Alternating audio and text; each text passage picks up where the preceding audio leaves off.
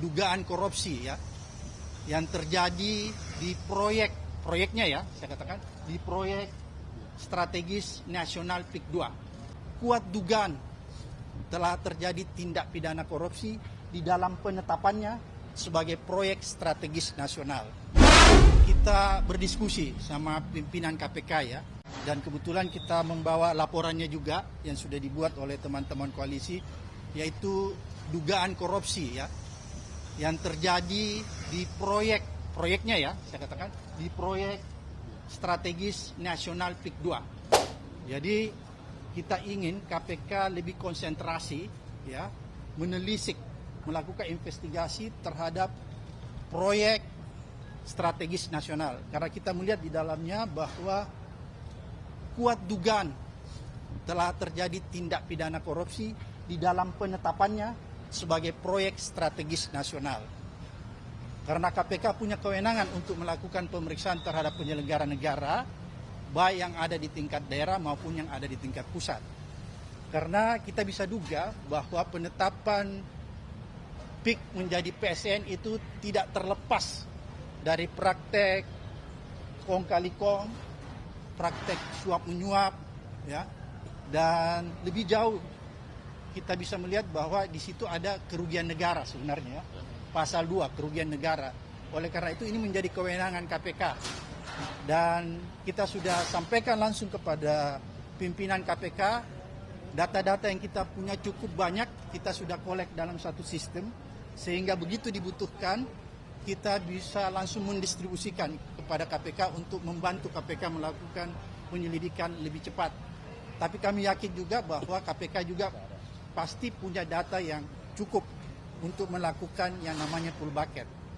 Kemudian juga kita melaporkan tentang ada dugaan kuat terjadi suap menyuap gratifikasi di dalam penerbitan, ya. Penerbitan sertifikat di atas laut, ya, yang diduga kuat dilakukan oleh Agung Sedayu Group dan anak perusahaannya. Ya. Kita meminta supaya KPK tidak usah khawatir memanggil orang yang merasa dirinya kuat selama ini, yaitu Aguan. Ya, karena nama ini seolah-olah diciptakan mitos bahwa dia tidak tersentuh oleh hukum. Nggak boleh ada seseorang secara individu mengatur negara ini. Tidak boleh ada seseorang secara individu mengatur presiden.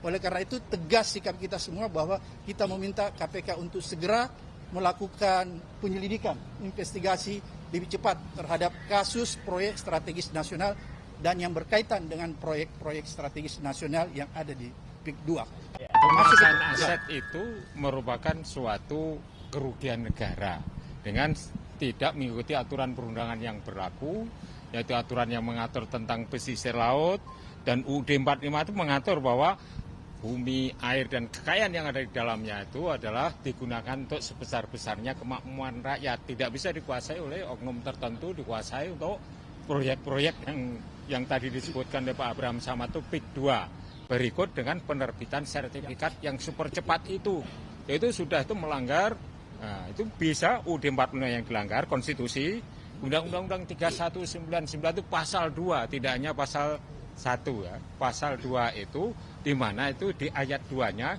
itu bisa tuntutannya itu bisa dilakukan tuntutan hukuman mati. Suatu kasus itu bisa saja ditangani oleh ketiga APH, kepolisian, kejaksaan. Kepolisian itu secara concurrent bersama-sama. Jadi jangan kalau di sana udah mulai sprint lead, bisa saja KPK menerbitkan sprint lead pada bidang kasus yang lain yang terkait dengan PIK 2 itu. Kasus besar ini yang merugikan rakyat ini harus dipantau terus. Yang kita laporkan adalah pintu masuk untuk membongkar legalisasi perampokan negara yang dilakukan oleh Presiden Jokowi selama 10 tahun. Legalisasinya banyak sekali melalui PSM, penyiaran tambang, pengambilan hutan, perkebunan, lahan, dan lain-lain. Itu pintu masuknya. Nah, PIK 2 itu adalah puncak gunung es terjadinya kehilangan aset negara yang diserahkan kepada pihak swasta lewat kewenangan yang melebihi, kekuasaan yang melebihi kewenangan. Itu yang terjadi. Dan tadi saya meminta kepada KPK sederhana melihat berapa jalan, berapa sungai, berapa pantai, berapa irigasi yang sudah diambil alih oleh PIK 2, apakah ada ganti ruginya ke negara atau hilang begitu saja. Karena sudah berapa kecamatan habis. Jadi itu sederhana, cek di Google Earth apakah PIK 2 yang ada sekarang itu tidak mengambil laut. Siapa tahu sebenarnya sudah ngambil laut, yang kita persoalkan ini yang rencana diambil. Itu harus diperiksa semua. Kalau memang terjadi, maka itu harus kembalikan negara, dan siapa yang mengambil secara tidak sah, semua yang terlibat itu harus kena sanksi hukum, termasuk yang memberikan izin. Kita harus ingat bahwa saya berpendapat bahwa terjadi rekayasa besar di Pantai Indah Kapuk. 2016 Ahok menyatakan tidak mungkin Jokowi jadi presiden kalau bukan pengembang. 2016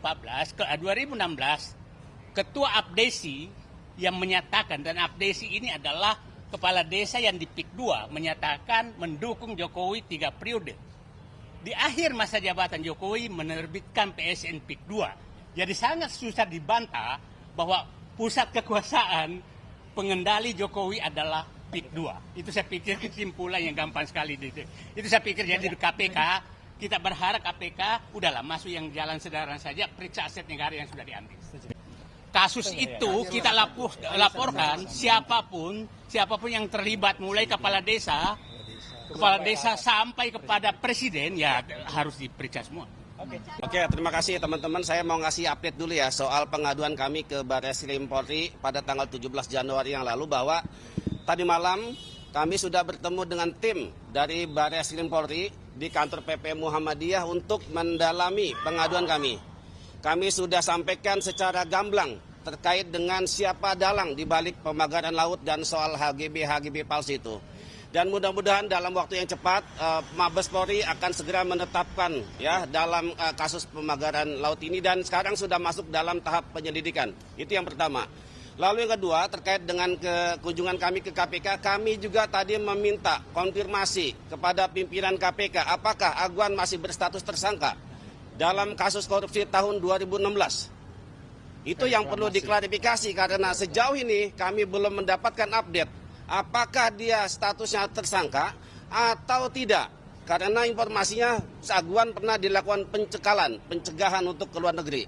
Itu yang kedua. Yang ketiga, saya minta juga kepada KPK untuk segera periksa kembali mantan Bupati Tangerang, Ahmad Zaki Iskandar, karena dia mengatakan bahwa PIK 2 tidak ada hubungannya dengan PIK 1.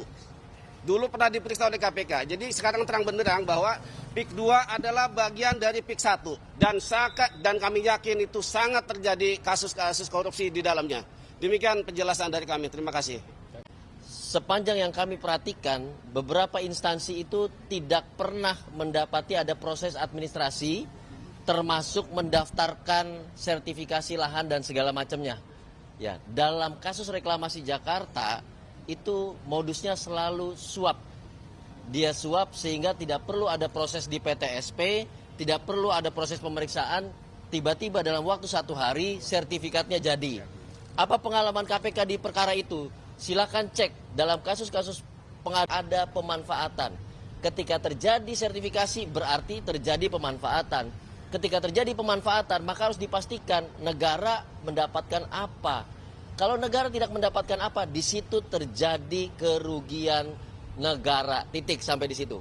Ya, 2 hal itu sudah amat sangat sederhana buat KPK dan sudah amat sangat mudah untuk diusut oleh KPK. Kepada siapa? Silakan cek, ada swasta di situ, ada Agwan dengan Agung Sedayunya di situ, ada anak perusahaannya yang setelah kita cek di sana, perusahaannya, kantor-kantornya tiba-tiba berubah jadi tempat apa dan segala macam, tidak mampu diidentifikasi. Apakah domisili hukum, badan hukum yang seperti itu diperkenankan untuk mengajukan sertifikat? Saya pastikan tidak.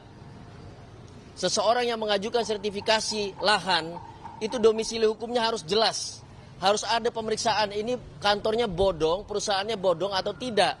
Di lapangan kami temukan juga bahwa banyak KTP warga tanpa izin digunakan sebagai nomini dari pemilik sertifikat itu. Dia adalah modus untuk mengaburkan korupsi-korupsi yang dilakukan. Jadi ini indikatornya sangat mudah lah bagi KPK untuk memeriksa itu. Dan yang paling penting, yang paling penting adalah kita bicara ini untuk siapa? Bukan untuk Said Didu, bukan untuk Abraham Samad. Masyarakat di sana semua terdampak. Nelayan yang tadinya hanya butuh 1 drum untuk melaut, sekarang butuh 3 drum karena dia harus keliling jauh. Ya, itu bahayanya juga sangat ada di depan mata. Kenapa? Tidak ada plang, tidak ada lampu. Sewaktu-waktu dia bisa menabrak dan tenggelam di laut itu. Masyarakat juga terdampak. Kenapa? Wilayah yang dipagari tentu tidak bisa diambil ikannya. Pagar menggunakan plastik, triplek HPL segala macam, tentu itu merusak lingkungan. Jadi ini multidimensional. Saya pikir 1 PIK2 itu ditangani, maka multidimensi yang bisa diberesi oleh negara ini.